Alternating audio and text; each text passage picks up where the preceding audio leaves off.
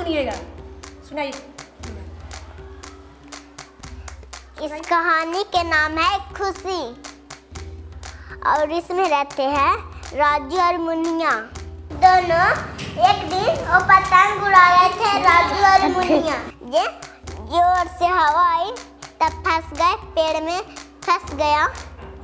तब फिर बांस लाया, तब हिलाया तब आम गिर गया, तब बैठ के खाने लगा पेड़ पर। तब फट गया, रद्दी रद्दी हो गया, तो उसे दुहाई लगा दिया, तब खुश हो गया।